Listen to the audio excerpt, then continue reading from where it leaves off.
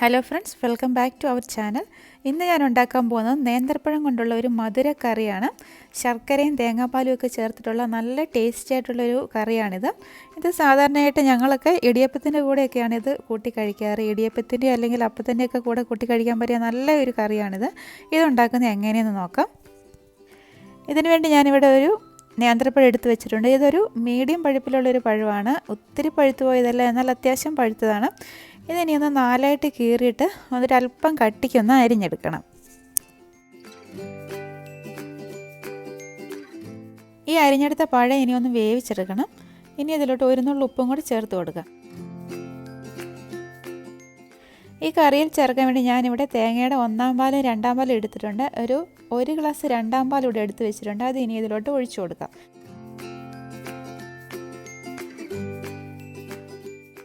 രണ്ടാം പാൽ ഒഴിച്ചിട്ടാണ് ഈ നേന്ത്രപ്പഴം ഒന്ന് വേവിച്ചെടുക്കുന്നത്. ഇനി ഗ്യാസ് ഓണാക്കിയിട്ട് ഇതൊന്ന് വേവിച്ചെടുക്കാം.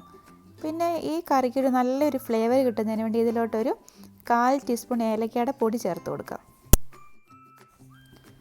ഇനി പാത്രം അടിച്ചിട്ട് ഇതൊന്ന് വേവിച്ചെടുക്കാം. ഇത് കറി നന്നായിട്ടൊന്ന് തിളച്ചതിന് ശേഷം തീ കുറച്ച് വെച്ചിട്ട് ഒരു 10 മിനിറ്റ് വേവിച്ചാൽ മതി. അപ്പോഴത്തേക്കും പഴമൊക്കെ നന്നായിട്ടൊന്ന് വെന്ത് കിട്ടും. പിന്നെ ഇതിൽ ചേർക്കാനുള്ള ശർക്കര ഞാനിവിടെ ഉരുക്കിയെടുത്ത് വെച്ചിട്ടുണ്ട്. ശർക്കരയോ അല്ലെങ്കിൽ പഞ്ചസാര വേണമെങ്കിലും ചേർക്കാം. ഒരു 3/4 അച്ച് ശർക്കര എടുത്തിട്ട് അതിലോട്ട് ഒരു 1/4 കപ്പ് വെള്ളം ചേർത്തിട്ടാണ് ഉരുക്കിയെടുത്തിരിക്കുന്നത്. അതിനി നന്നായിട്ടൊന്ന് അരിച്ചിട്ട് വേണം ഇതിലോട്ട് ചേർത്ത് കൊടുക്കാൻ. ഞാനിവിടെ എടുത്തിരിക്കുന്ന ഉണ്ടശർക്കരയല്ല. ഉണ്ടശർക്കരയാകുമ്പോൾ ഒരുപാട് വലുതാണല്ലോ. ഈ ചതുരത്തിലുള്ള ശർക്കരയാണ് ഞാൻ എടുത്തിരിക്കുന്നത്. അതിൻ്റെ ഒരു 3/4 ഭാഗം മാത്രമേ ഞാൻ ചേർത്തിട്ടുള്ളൂ. മധുരം കൂടുതൽ വേണ്ടവർക്ക് കുറച്ചും കൂടി ചേർത്ത് കൊടുക്കാവുന്നതാണ്. ശർക്കരപ്പാനിയും കൂടി ചേർത്തിട്ട് ഇത് നന്നായിട്ടൊന്ന് മിക്സ് ചെയ്തതിന് ശേഷം ഒന്നും കൂടെ പാത്രം അടച്ച് വെച്ചിട്ട് ഒരു 5 മിനിറ്റും കൂടെ ഇതൊന്ന് വേവിച്ചെടുക്കാം. അപ്പോഴത്തേക്കും ശർക്കരയുടെ മധുരമൊക്കെ ആ പഴത്തേലോട്ടൊക്കെ നല്ലതുപോലെ ഒന്ന് പിടിക്കും.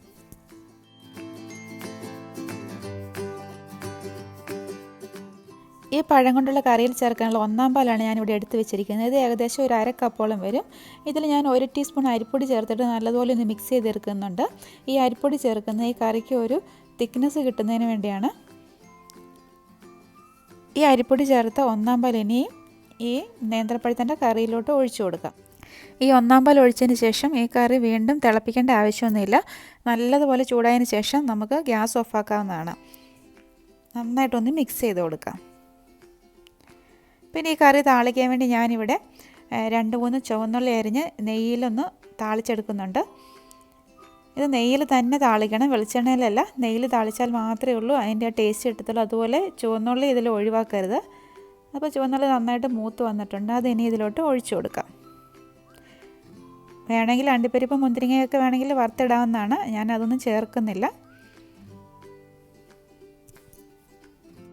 അങ്ങനെ പഴം കൊണ്ടുള്ള മധുരക്കറി ഇവിടെ റെഡി ആയിട്ടുണ്ട്. വേണമെങ്കിൽ ഇതൊരു ഡെസേർട്ടായിട്ട് നമുക്ക് ഉപയോഗിക്കാവുന്നതാണ്. പായസമൊക്കെ പോലെ കോരി കുടിക്കാൻ നല്ല ടേസ്റ്റാണ്. ആ ചുവന്നുള്ളിയൊക്കെ ഇതിനകത്ത് വറുത്തിടുന്നതാണ് ഇതിൻ്റെ ഒരു പ്രത്യേക സ്വാദ് ഇതിന് കൊടുക്കുന്നത്. അതുപോലെ തന്നെ ഇടിയപ്പത്തിൻ്റെയൊക്കെ കൂടെ കൂട്ടി കഴിക്കാൻ പറ്റിയ നല്ലൊരു കറിയാണിത്. മധുരമൊക്കെ ഇഷ്ടപ്പെടുന്നവർക്ക് തീർച്ചയായിട്ടും ഇതിൻ്റെ ടേസ്റ്റ് ഇഷ്ടമാകും. ശർക്കരയ്ക്ക് പകരം വേണമെങ്കിൽ പഞ്ചസാര ഉപയോഗിച്ച് നമുക്ക് ഈ കറി ഉണ്ടാക്കാവുന്നതാണ്. പിന്നെ ഈ കറി ഉണ്ടാക്കുമ്പോൾ 2-ാം പാലൊക്കെ ഒഴിച്ച് വേവിച്ച് അത്യാവശ്യം ഒന്ന് വറ്റിയതിന് ശേഷം മാത്രമേ ഉള്ളൂ ശർക്കരയും അതുപോലെ തന്നെ 1-ാം പാലും ഒക്കെ ചേർക്കാവുള്ളൂ. അല്ലെങ്കിൽ കറി ഒരുപാടങ്ങ് ലൂസായി പോകും. അതിൻ്റെ ഒരു പരുവത്തിന് വേണം നമ്മൾ ഇതൊക്കെ ഒഴിക്കാൻ. പിന്നെ ഇതിരിക്കും തോറും കുറച്ചൊന്ന് കുറുകി വരും. അരിപ്പൊടിയൊക്കെ 1-ാം പാൽ ചേർക്കുന്നതുകൊണ്ട്. വീഡിയോ ഇഷ്ടമായി ലൈക്ക് ചെയ്യാനും കമൻറ്റ് ചെയ്യാനും ഷെയർ ചെയ്യാനും മറക്കരുത്. അതുപോലെ ചാനൽ സബ്സ്ക്രൈബ് ചെയ്യാനും മറന്നു പോകരുത്. വീണ്ടും അടിപൊളിയായിട്ടുള്ള നല്ലൊരു വീഡിയോയുമായി കാണാം. Thank you for watching Hanna's recipes.